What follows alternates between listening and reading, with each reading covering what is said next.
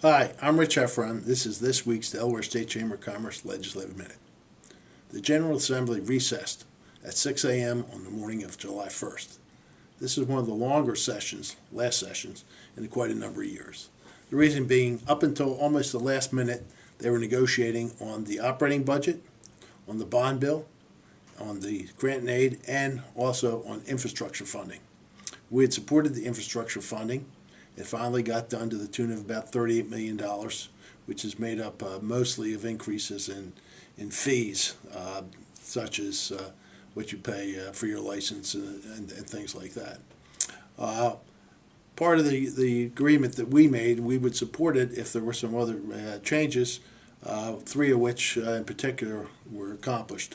One is that they transferred $5 million of operating expenses out of the trust fund back into the operating budget. We think this is important. It starts a process of moving operating monies out of the trust fund, and which allow them to have more money for capital spending, which is the original purpose of the trust fund. Number two, there were concessions on prevailing wage, which we also thought were important, which would make the system, we think, more equitable. And lastly, they also had a constitutional amendment which any future monies that go to the Transportation Trust Fund will be locked in, will not be able to be used for operating expenses, will only be used for capital expenses.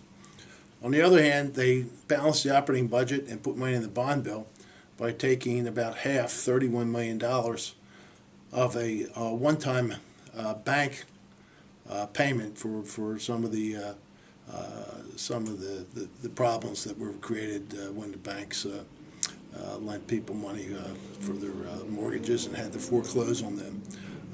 Number one, we didn't think they should use one-time money. It was about half of it, $31 million of the $61 million.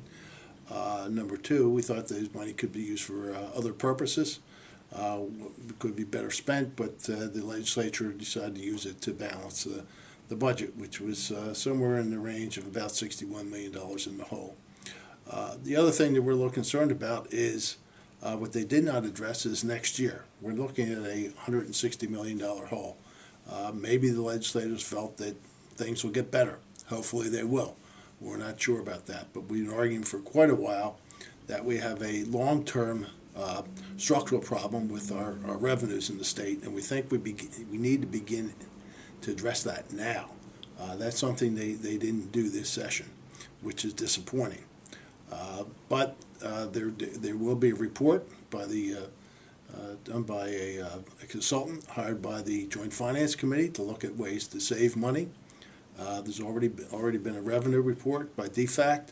I think there will also be some private studies done on best ways to spend state money. So hopefully they'll make next year easier than it appeared to be. We're going to keep pushing because we think there need to be a combination of cuts and revenue raisers in the next 12 months if we're going to get through next year and, more importantly, into the future without further deficits.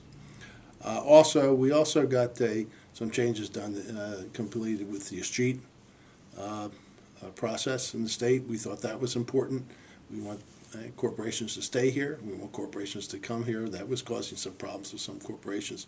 We think the changes that were made, once again, it was a compromise. We didn't get everything, but we think it's at least a good change. There'll be other things, and we'll discuss them in the future as we move forward. But the main thing we're looking at right now is next year. How are we going to get through next year if there is a major reduction in revenues and we face $150 million plus hole in the budget, and what's that mean for future years? Anyway, that's it for the last week of the legislative session. But we'll keep this going every week for the rest of the remainder of the year and hopefully into next year. Thank you for watching.